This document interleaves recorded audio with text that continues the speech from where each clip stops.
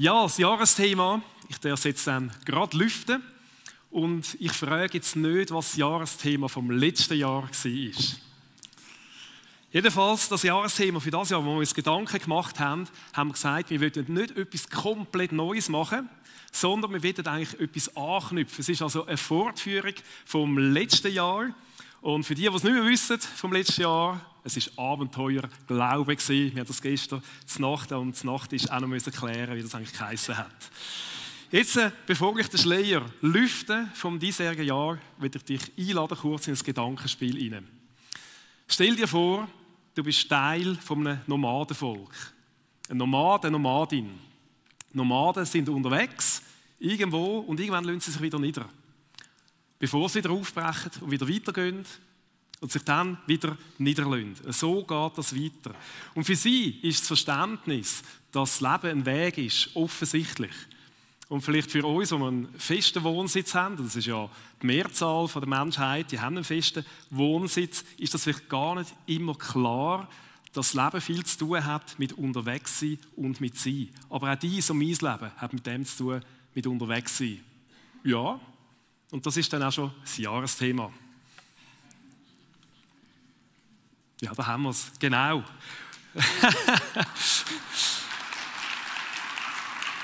Und wenn wir es genau anschauen, dann merken wir, das ist eine Wortkombination, das ist ein Wortspiel, da ist «sein» drin. Einfach «sein». Das ist «unterwegs sein» und eben «sein» im «Unterwegssein». Das ist das Thema von diesem Jahr. Und wir wollen uns in diesem Jahr auf ganz vielfältige Art und Weise mit dem Thema auseinandersetzen. Und man kann ja auch alleine unterwegs sein, das ist ja gar kein Problem. Aber unser Fokus soll auf einem anderen unterwegs sein, nämlich auf dem Unterwegssein mit Christus.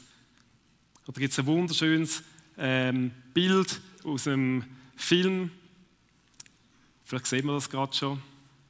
Da haben wir es. Mit ihm wenn wir unterwegs sind, mit Jesus, ist aus dem Film «The Chosen». Es ist so eine Sache im Unterwegssein, wenn man zu viel oder nur noch unterwegs ist, aber keine Heimat mehr hat oder keine Sicherheit mehr, dann kommt irgendwie auch das Glaubensleben so ein bisschen ins Wanken oder der Glaube kann sogar ausgehöhlt werden.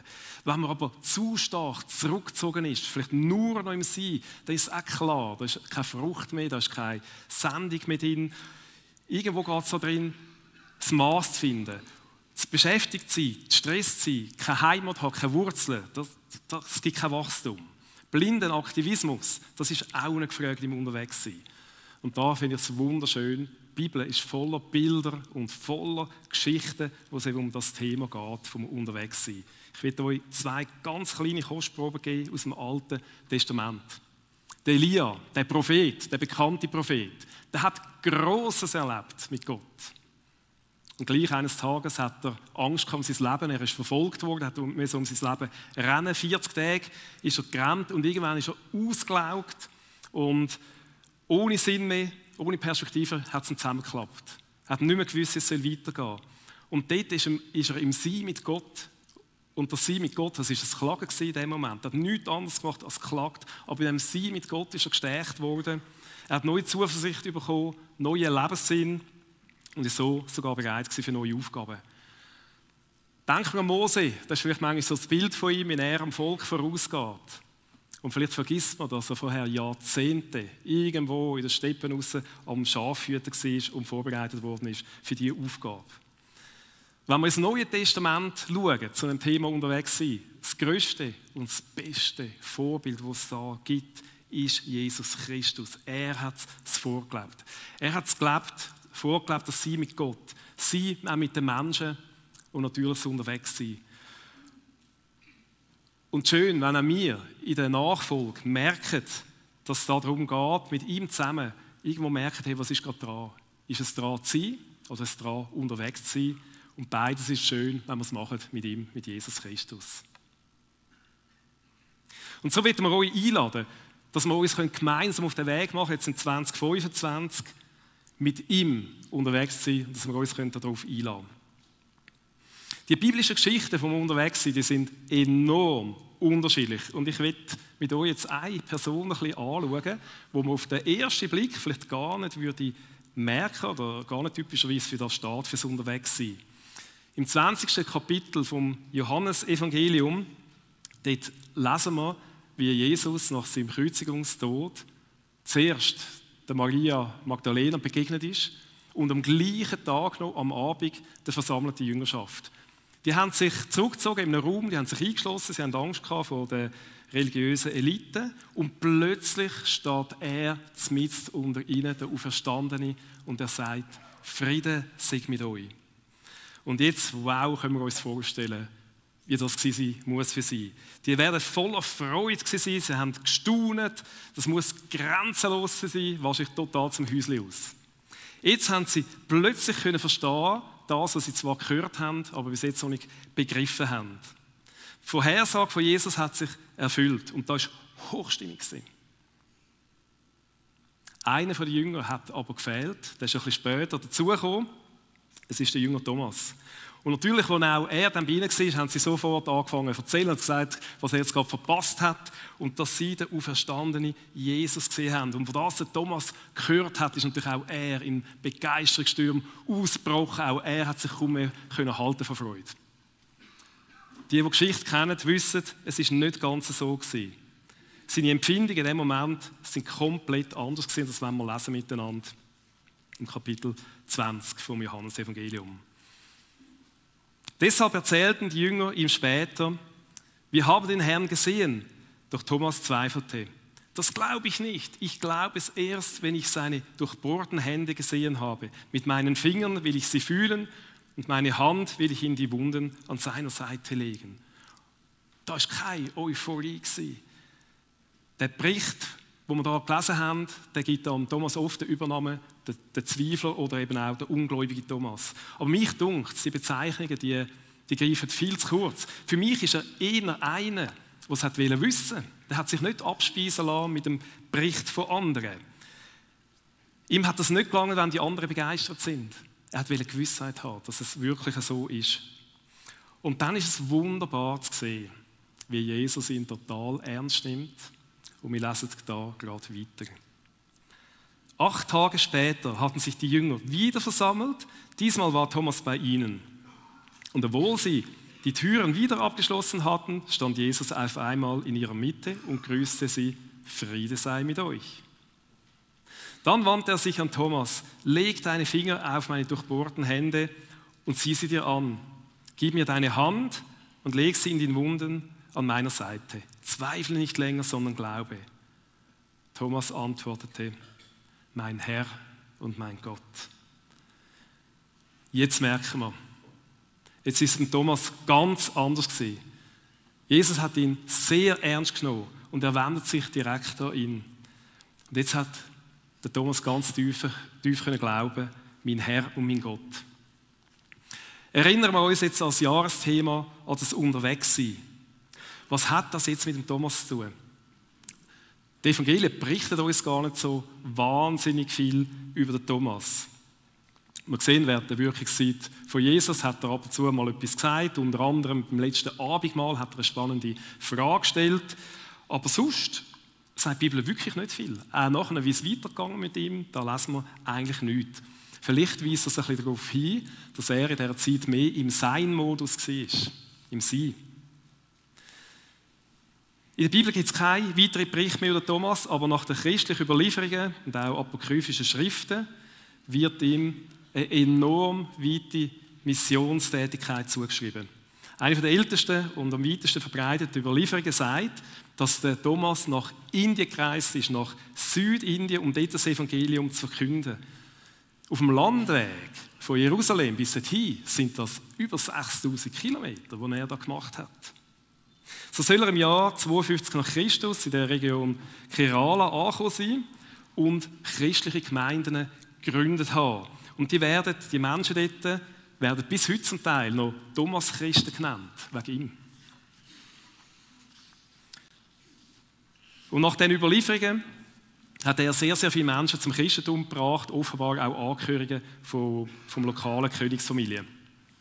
Vor 2 Jahren durfte ich mit 2 anderen aus der GVC nach Chennai reisen. Es ist eine riesige Stadt, weit über 10 Millionen Einwohner, um die Werke von Chelapas zu besuchen.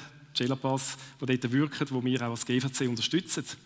Und sie haben uns auf so einen Hügel in dieser Stadt geführt, der heisst Thomas Mountain. Dort hat es eine Kirche, eine Basilika, und die heissen auch nach ihm Thomas Basilika. Und dort soll der Thomas, der Märtyrertod, gestorben sein für seinen Glauben. Also wir sehen, Gott hat enormst durch ihn gewirkt. Ich glaube darum, weil Jesus ihm ganz persönlich begegnet ist, weil so hat er sich erst nachher für seine Aufgabe brauchen lassen. Jetzt treten wir nochmal zurück in die Situation, wo Jesus ihm die Hände hingestreckt hat. Der Thomas war ehrlich. Er hat gesagt, wie es ihm geht. Und er hat die Begegnung gebraucht. Jetzt haben wir aber den Blick wegnehmen vom Thomas und viel mehr auf Jesus richten. Jesus ist ihm begegnet. Wie geht es dir heute? Hast du auch solche Erlebnisse, wo du kannst sagen, hey, da habe ich irgendeine Begegnung mit Jesus gehabt? Auf irgendeine Art und Weise. Oder du hast auf irgendeine Art wahrgenommen. Oder hast ein Erlebnis gehabt, wo du gewusst hast, da ist die Lebendigkeit von Jesus dahinter. Wenn das so ist, ist das wunderbar. Vielleicht sagst du aber auch, im Moment bin ich eher auf einer Durststrecke. Wie es auch ist, du darfst es Jesus ganz ehrlich sagen, wie es dir geht. Das ist wichtig. Du darfst ihm deinen Wunsch sagen, ihn irgendwie wahrzunehmen. Auf welche Art und Weise er dir begegnen wird, ich weiß es nicht, aber er schon. Und das hat mit dem Sein bei Jesus zu tun. Auch in den Fragen hinein. Kürzlich habe ich von jemandem gehört, von einem Priester, der gefragt worden ist, warum dann Jesus nach der Auferstehung überhaupt noch Wunden hatte in den Händen und auf der Seite. Und er hat eine ganz interessante Antwort gegeben, weil er hat gesagt, hey, die Wunden, die sind Quellen vom Leben. Das Bild hat mir sehr gut gefallen. Sie sind Zeichen, die Wunden, dass Jesus für uns alles gegeben hat, aber wirklich alles. Aus diesen Wunden heraus fließt das Leben, sogar das ewige Leben. Jesus hat alles gegeben, sich selber, damit wir das Leben haben, das volle Leben. Und so dürfen auch wir immer wieder zurückgehen, genau dorthin, an die Wunden her, beziehungsweise an die wahre Quelle vom Leben. Dort ist die Wahrheit, dort ist Frieden, dort ist Liebe. Die Wunden dürfen für uns also Freude und Hoffnung sein.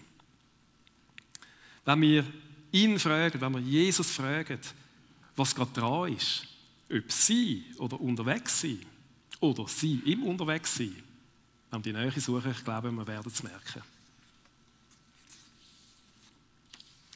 In dem Unterwegssein geht es also nicht primär um den Blick auf uns selber, sondern es geht um den Blick auf ihn. Nicht einfach um mein Leben und bitte, Herr, sag mir doch bitte meine Pläne, sondern vielmehr, was willst du mit mir machen? Wo willst du mich hinführen? Willst du gerade, dass ich bei dir bin? Oder wo sind wir gerade zusammen unterwegs? Er will uns schon brauchen. Es geht um ihn. Er ist das Zentrum in seiner ganzen Vielfältigkeit. Vor einem Monat haben wir da interkulturelle Weihnacht gefeiert. Das hat ein bisschen anders ausgesehen. Statt Stühle sind da unten Festbänke gestanden, 50 so Tische. Und es sind Leute aus verschiedensten Ländern gekommen, aus verschiedensten Kulturen, auch mit verschiedensten Religionen. Viele von diesen Menschen haben Krisen im Heimatland, Krieg, Instabilität oder was auch immer. Und es ist dann schön gewesen, wir haben die Christen gefragt, im Vorfeld auch, wirklich von überall her, ob sie nicht ein kurzes Statement wieder abgeben, wer Jesus für sie ist. Es sind 12 Leute dann da oben gestanden und wir werden jetzt einfach ein paar wenige anschauen. Es ist eine riesige Vielfalt. Aus Persönlichkeitsschutz sind wir jetzt im Livestream die Kamera wegnehmen, aber da in der Parkarena sehen wir es. Ich muss zuerst in meiner Muttersprache sagen und dann auf Deutsch. Yesu al-Masih mera Nejat dahinda hai. Jesus ist mein Retter. Christus ist mein Leben. Isa Masih zindagi meine. Für mich ist Jesus mein Begleiter, ob es mir gut geht oder auch wenn es mir schlecht geht. Si Jesus ang aking tanggulan at aking sandigan.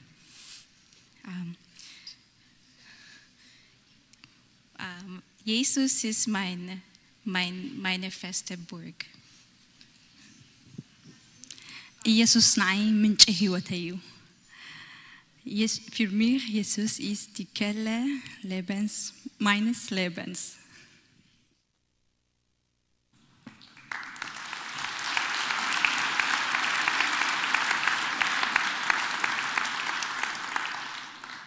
Es ist schön zu sehen, Jesus wirkt um die ganze Welle. Und es ist mir erst jetzt aufgefallen, die Frau am Schluss sie hat gesagt, Jesus ist Quelle.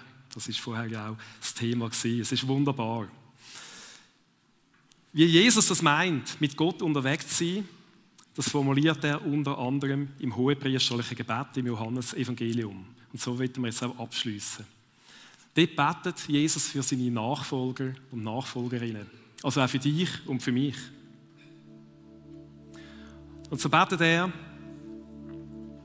Ich bitte dich nicht, sie aus der Welt zu nehmen, aber schütze sie vor der Macht des Bösen. Sie gehören ebenso wenig zur Welt wie ich. Jesus will, dass wir in dieser Welt sind und uns ihr auch zuwenden tun. Lass ihnen deine Wahrheit leuchten, damit sie immer enger Gemeinschaft mit dir haben oder mit dir leben. Dein Wort ist die Wahrheit.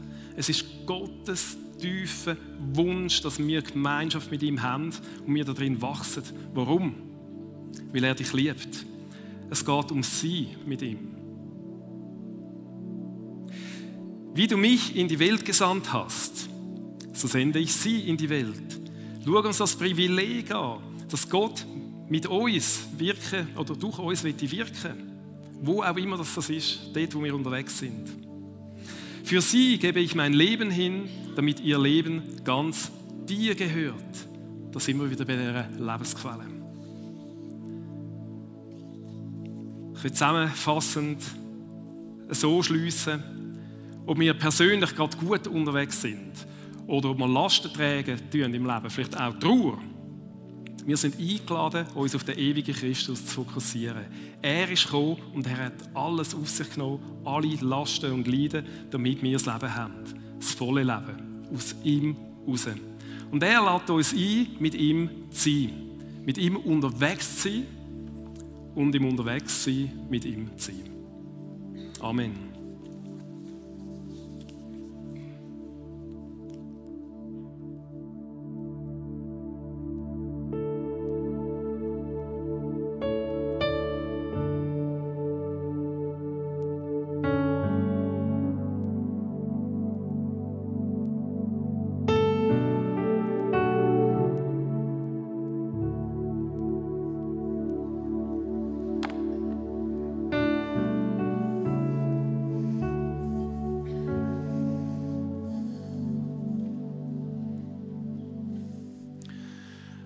Unterwegs sein.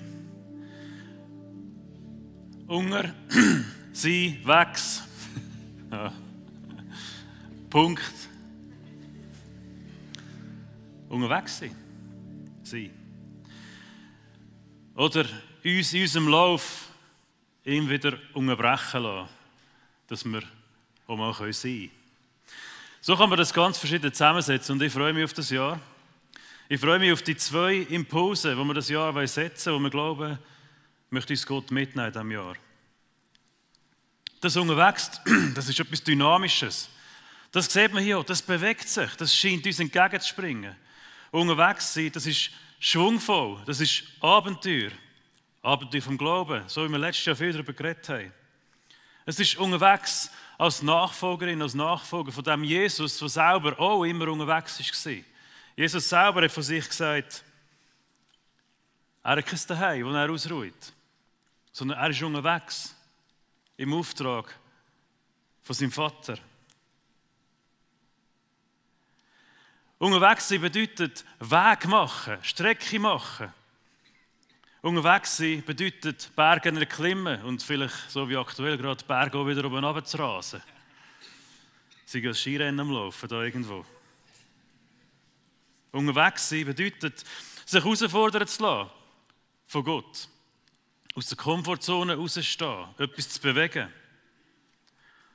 Und das ist ein mega wichtiger Teil von diesem kommenden Jahr und ich freue mich darauf.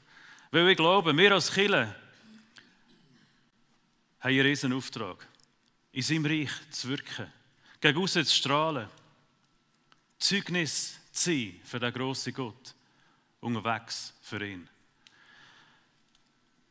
Aber, und da kann man vielleicht sagen, in jungen Jahren ist mir das weniger bewusst, das ist auch gut so, aber mit zunehmendem Alter und irgendwo sind wir auch da drin, merkt man auch, einfach nur davor rennen, einfach nur losrennen, immer 120% geben, irgendwann kommt die Wange, die dann doch zu stark ist für dich.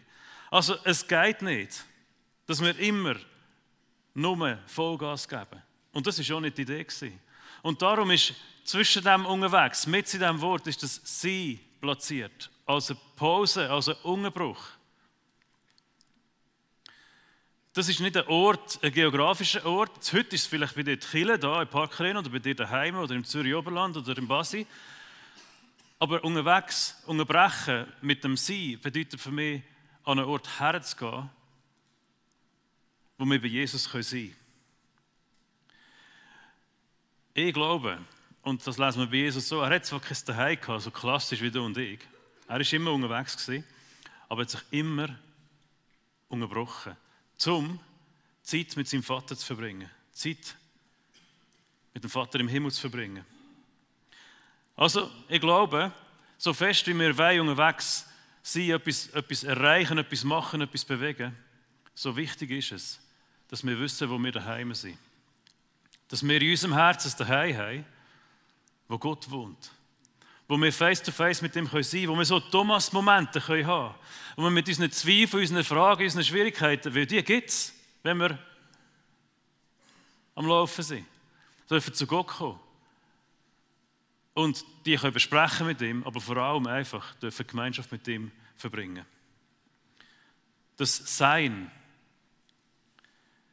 das sind die Momente, wo wir viel mehr als nur einfach unseren Tank füllen können für die nächsten paar Kilometer. Das ist ein Ort, wo ich glaube, dort wollen wir unbedingt Zeit verbringen. Dort wollen wir sein, weil dort ist Gott, dort begegnet uns Gott. Dort darfst du sein, wer du bist. Dort darf ich sein, wer ich bin. Und man muss dort nicht mal etwas machen, sondern wenn Gott dort ist und wir dort sind, dann passiert etwas mit uns. Dann verändert sich dies und mein Herz. Dann verändere ich mich von innen raus. Und mein Unterwegssein, wenn ich dann wieder Weg mache, wird nachher anders aussehen. Es sind nicht zwei Pole, die irgendwie um Aufmerksamkeit ringen. Für mich ist es nicht das. Für mich ist es vielleicht vielmehr zwei wichtige Sachen in unserem Leben, die in einer Balance muss sein. Und dabei meine ich gar nicht unbedingt, dass man, bis man aus der Puste ist, muss rennen und nachher muss man stoppen, ausschnaufen und wieder einigermaßen laden, sondern Jesus hat das irgendwie fast ein bisschen dynamischer modelliert. Ich glaube, sein Sein war überall, wo er war. Er war überall bei Gott. Er hat sich manchmal Zeiten rausgenommen, aber es waren nicht nur die Zeiten. In seinem Unterwegs war er auch. Und irgendwo da drin ist so ein Geheimnis, das wir entdecken möchten, das wir zusammen entdecken in diesem nächsten Jahr. Wir wünschen uns, und das ist unsere Vision, dass Menschen aufblühen können. Menschen aus jeder Ecke, jede Art von Mensch, was auch immer wir für, ja, wie wir ticken, wie wir funktionieren, wo wir herkommen. Das ist unser Wunsch. Und ich bin überzeugt, dass das passieren kann, wenn wir Gott einfach begegnen, wenn wir einfach bei ihm sind. Vielleicht ist Stille. Vielleicht auch ein bisschen im Ausharren. Bei ihm sein. Ich glaube, das ist ein Schlüssel, dass dies und mein Herz aufblühen kann. Ich bin aber auch überzeugt, gerade so, dass Gott dich und mich möchte brauchen, um in dieser Welt seinen Namen gross zu machen. Und das geht manchmal nicht im stillen Kämmerchen, so schön es dort auch sein. Ich bin überzeugt, dass er uns auch dort möchte brauchen. Dass sein Reich wachsen kann, weil er sagt, er möchte das mit uns machen. Und wir werden in diesem kommenden Jahr immer wieder von diesen zwei Sachen reden. Wir werden verschiedene Themen aufgreifen. Wir werden Serien haben unter dem Thema «Unterwegs». Wir werden Serien haben mit dem Schwerpunkt «Sein». Manchmal auch beides. Wir werden nicht nur über das reden, aber wir werden es immer dort anhängen. Und es wird nicht um dich primär gehen, sondern es wird um Gott gehen. Wir werden über den Heiligen Geist reden, wir werden über Jesus reden, wir werden über geistliche Gewohnheiten reden. Warum? Dass du einen Ort kannst finden, wo du kannst sein, dich kannst verändern lassen. dass irgendwo finden, wo das passieren kann, auf das wir wieder anfangen, Weg machen und die Welt verändern, so wie es Gott von uns möchte. Und für das werden wir immer mit Hashtags arbeiten. Hashtag ist nicht die allerneueste Errungenschaft, aber es ist extrem bewährt. Weil ein Hashtag hilft uns, dass wir gerade sofort im Thema sind. Hashtag, für die das nicht im Garten haben, sagt man dem auch, oder? Jeder von uns hat das auf der Tastatur. Die einen haben sich gefragt, für was braucht man das überhaupt? Wir sagen dem Hashtag. Das ist ein Wiedererkennungsmerkmal. Wir haben 2 für das Jahr, wen wundert es? Und wir werden mit denen arbeiten und sagen, jetzt sind wir im Sein unterwegs. Die Themen, die wir jetzt behandeln, die gehen ums Sein. Das wird nicht immer haarscharf abgrenzbar sein. Und ehrlich gesagt, wenn du dir etwas anderes ausmachst, weil es dich noch immer anders bewegt, ist das grossartig. Aber das soll uns ein bisschen einen Rahmen geben, wo wir uns drin bewegen. Dass wir im Sein uns bewegen. Oder eben im Unterwegs. Hashtag Sein, Hashtag Unterwegs. Das dient der Orientierung. Aber ich hoffe natürlich, dass du nicht in dem Takt unterwegs bist, wo wir jetzt hier Predigtserie wählen, sondern dass du die eigene Takt, die eigenen Rhythmus findest. Das ist meine grosse Hoffnung für das Jahr.